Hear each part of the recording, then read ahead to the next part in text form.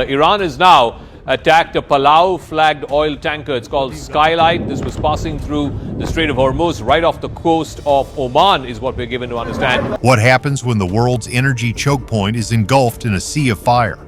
Thousands of targets have been wiped out in a flash during Operation Epic Fury, and a crazy truth has just been exposed. A nation in a state of desperation has fired upon and incinerated its own secret oil tanker. Is the Skylight ship incident ultimately a terrible, indiscriminate accident, or does it hide another sinister calculation in the underworld? Let's uncover the most terrifying secrets of the Middle East powder keg right now. What do you think about this chaotic situation? Leave a comment below, hit like, and subscribe to the channel right away so you don't miss our next shocking analyses.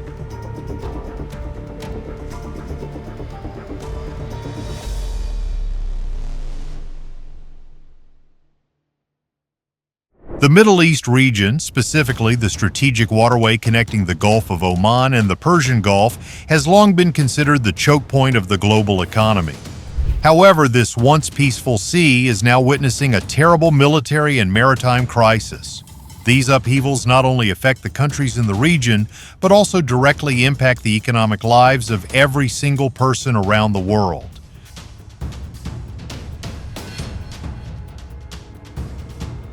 The first question we need to ponder together is whether armed conflicts ever truly bring a sustainable solution to historical disagreements or merely deepen human suffering. Returning to reality, the latest intelligence reports indicate that armed forces in the region are conducting attacks targeting all passing ships in an uncontrolled manner, regardless of the nationality or origin of these vessels.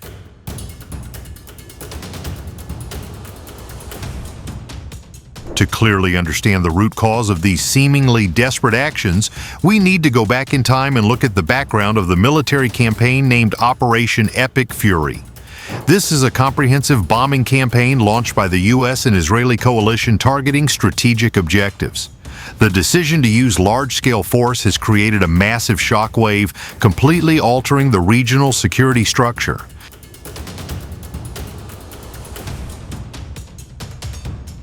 The brutality of the campaign was clearly evident right from the very first hours. Starting at dawn, the coalition coordinated an unprecedented sweeping military attack, mobilizing overwhelming power from the air at sea and the most advanced missile systems.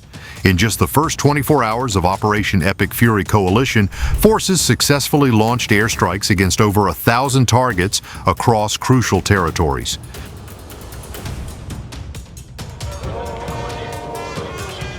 The consequence of this lightning-fast attack was a devastating blow to Tehran's senior leadership system. Sources confirmed that Supreme Leader Ali Khamenei, along with dozens of high-ranking regime officials, were killed in the airstrikes. The U.S. administration declared that the core objective of this mission is to completely neutralize the long-term threat posed by efforts to develop weapons and proliferate ballistic missiles.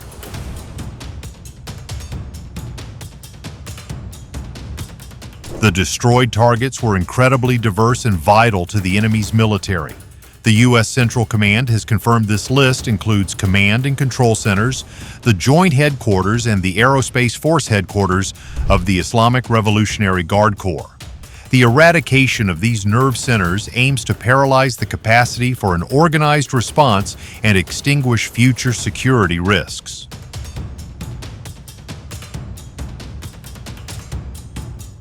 Besides the command agencies, the campaign also targeted integrated air defense systems, ballistic missile bases, and military communication infrastructures. Navy warships and submarines, along with multiple anti-ship missile launchers, were not out of the crosshairs either. It is expected that these joint military operations will continue for many days to come to ensure absolute security for Allied forces in the region.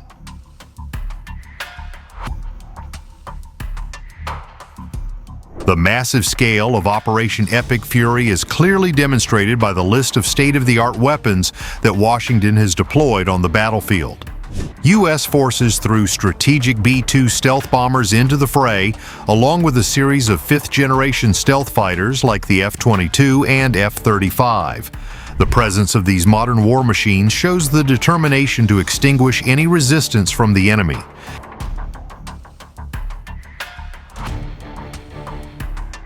It didn't stop there. The attack formation also featured the participation of F-16 and F-18 multi-role fighters, A-10 ground attack aircraft, and EA-18G electronic warfare aircraft. From offshore, U.S. Navy warships continuously fired Tomahawk land attack cruise missiles, closely coordinating with HIMARS highly mobile artillery rocket systems, creating a net of fire encompassing the strategic targets.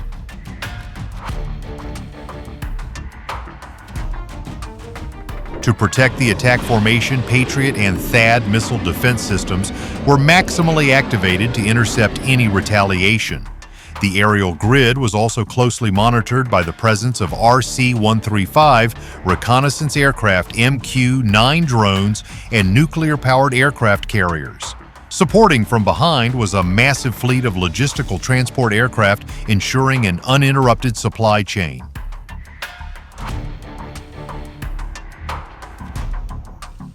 One of the most notable technological and tactical highlights in this campaign was the first-time historical use of one-way attack drones in actual combat.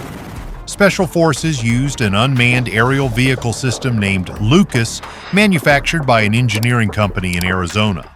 What is astounding is that the cost for each of these systems is only around $35,000, an incredibly cheap price in the military.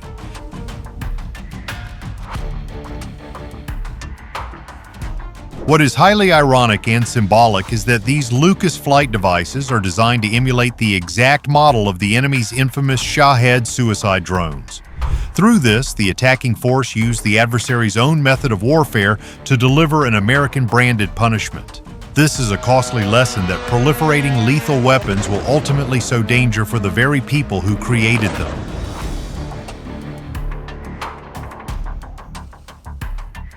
However, this brutal military campaign is not a victory without bloodshed and loss. Central Command has recorded and confirmed 3 American service members killed and 5 others severely injured while executing their mission. Their sacrifice reminds us that behind the dry reports of victory are always the sweat, tears, and blood of those who carry the responsibility of protecting their homeland.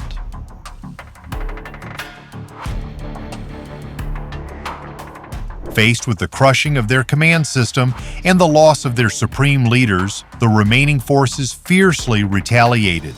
They launched countless missiles and drones targeting major U.S. and allied bases in neighboring countries.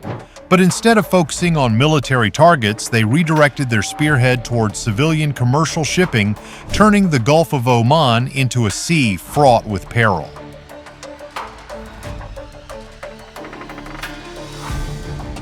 According to assessments from maritime intelligence experts, the current strategy of the resistance forces is not precision targeting, but an indiscriminate anti-access/area denial tactic. Analysis of cargo data and attack patterns indicates they want to flaunt their capability to blockade the Strait of Hormuz. This is the most crucial global energy bottleneck connecting the Persian Gulf with the vast ocean.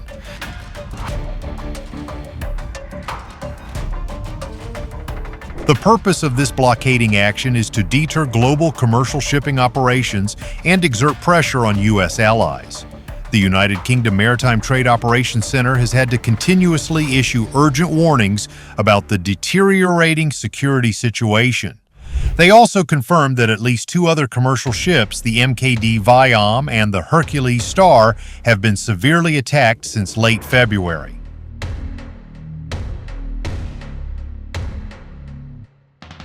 The consequence of this indiscriminate attack tactic was clearly and ironically exposed through the incident involving the oil tanker Skylight.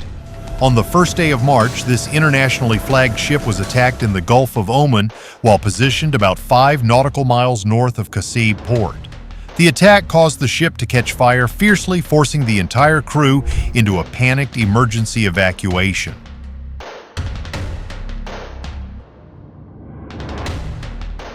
What makes the intelligence community assess the Skylight as the most unusual target lies in its highly complex underground background.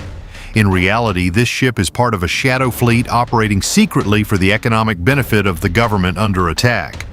This ship had been placed on the sanctions list by international asset control agencies since the end of the previous year for participating in illicit oil transportation.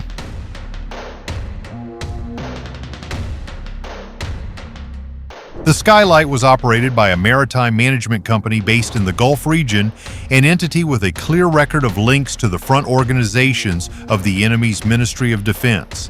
At the time it dropped anchor before being attacked, there were 20 crew members on board.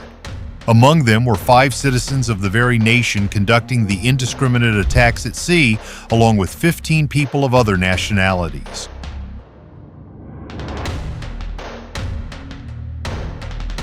Experts assess that hitting the Skylight, a ship carrying its own citizens with direct operational ties to the regime and under sanctions for helping the country, is the strongest evidence of recklessness. This event proves they blindly fired into their own network of economic interests and the lives of their citizens just to achieve the goal of causing maritime disruption.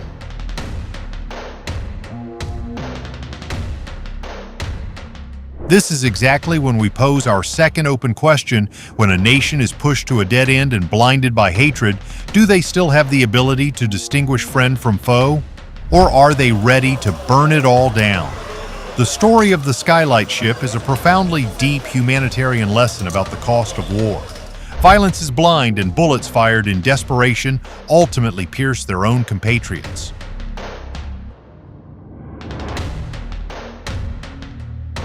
The incident with this ship reflects a broader picture of the underground economic front playing out fiercely parallel to the armed conflict. Major powers are constantly striving to sever funding sources from illegal oil smuggling. A prominent legal development announced in late February clearly illustrates this when the U.S. Justice Department requested the seizure of another oil tanker along with millions of barrels of crude oil.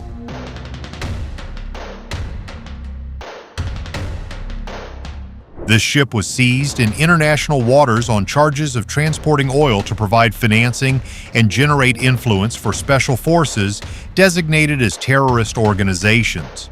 Attacking the very oil tankers within the Shadow Fleet further reveals a tragic paradox. The meticulously built sanctions evasion network has now become a victim of its own side's artillery shells, creating a vicious cycle of destruction.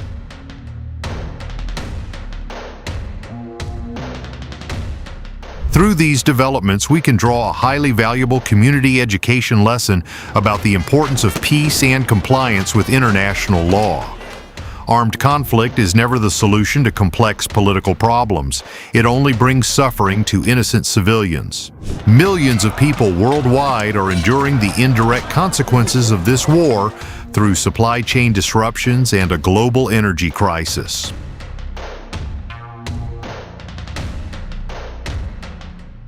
Need to uphold the humanitarian spirit. Need to uphold the humanitarian spirit, calling on all parties to return to the negotiating table to resolve disagreements through peaceful dialogue. Only mutual understanding, respect, and a spirit of international cooperation can bring a bright and stable future to the entire Middle East region.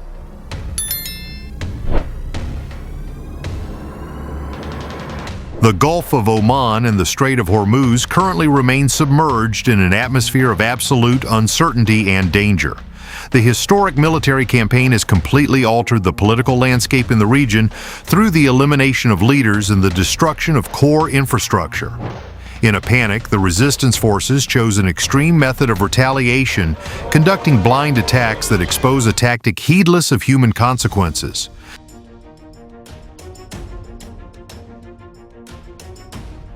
With the military campaign showing no signs of stopping and internal chaos steadily increasing the entire region, and the global economy will continue to face unpredictable ramifications.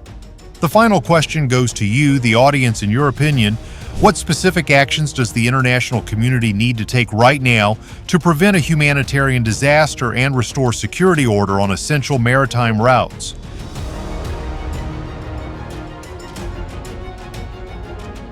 The most tragic and ironic consequence of this blind retaliation strategy is the incident that happened with the ship Skylight. Dropping anchor not far from the Musandam Peninsula, this Palau-flagged ship was suddenly struck by firepower from Iranian forces, themselves bursting into massive flames in the middle of the open sea. Rescue forces had to struggle intensely to evacuate the entire 20-person crew, many of whom were severely injured, carrying with them horrific, unfading trauma.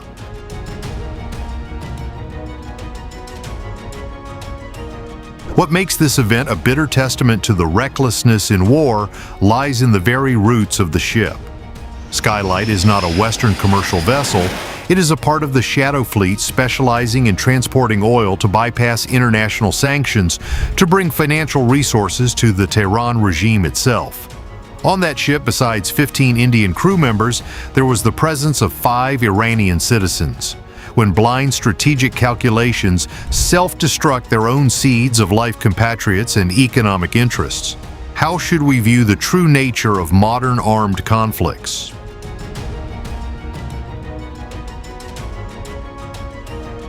Firing upon a ship belonging to its own underground economic network shows a complete breakdown in the intelligence and command control operations of the defense forces.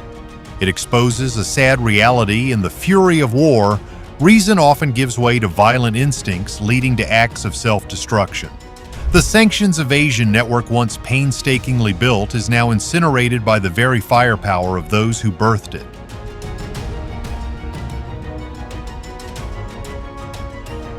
The Skylight ship incident is not just a military accident, but also reflects another persistent war, the war on the underground economic front. Parallel to the brutal airstrike sanctions and underground asset seizure campaigns are still being tightened by the U.S. and its allies. The case of the U.S. Department of Justice demanding the confiscation of the oil tanker skipper, along with millions of barrels of smuggled oil, is clear proof of the effort to cut off the financial sources feeding extremist military activities.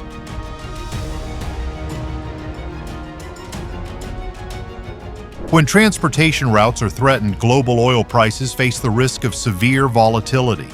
The disruption of energy flows through the Strait of Hormuz not only weakens the economies of the warring nations, but also deals a heavy blow to the lives of billions of innocent people worldwide. Increased transportation costs, exploding inflation, and supply chain ruptures are the immediate consequences humanity must endure. This shows that in a flat world, every regional conflict carries within it global destructive power.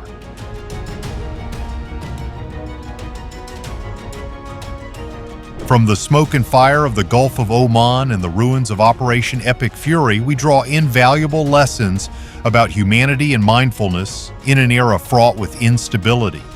First and foremost, violence is never a sustainable solution. The use of military power to resolve ideological conflicts often merely sows more suffering and hatred, creating endless loops of revenge. The deaths of innocent civilians, the panic of the sailors on the ship Skylight, is the most heartbreaking testament to the cruelty of war.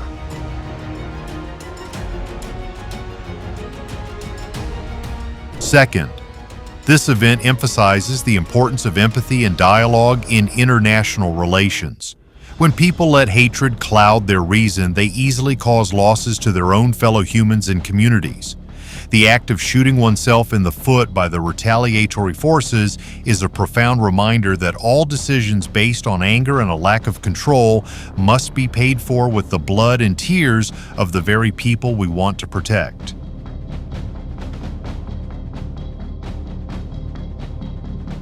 Finally, this crisis is a costly lesson in the shared spirit of responsibility of all humanity. We need to educate the younger generation about the value of peace, the horrific destruction of high-tech weapons, and the consequences of selfish geopolitical schemes. Only when fully understanding the pain brought about by conflict can people work together to build a world based on a foundation of respect, tolerance, and sustainable development.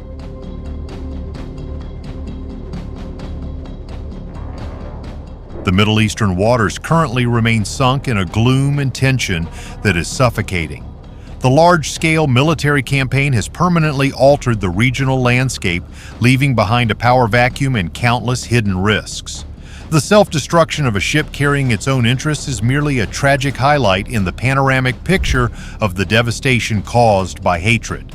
The world economy is holding its breath, watching every development, fearful of the tsunamis of inflation and energy crises that could strike at any moment.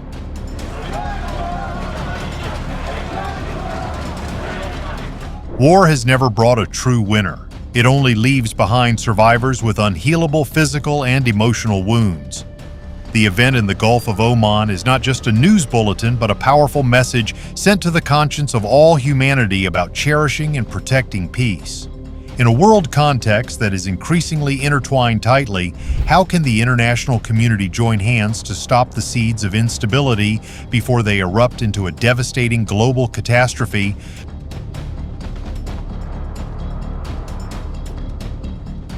Thank you for watching this in-depth analysis and accompanying us in spreading peace-loving messages. If you found this video to bring a lot of useful knowledge and valuable lessons, please hit like and subscribe to the channel to give us more motivation to produce even higher quality content in the future. Goodbye and see you all in the next news bulletins.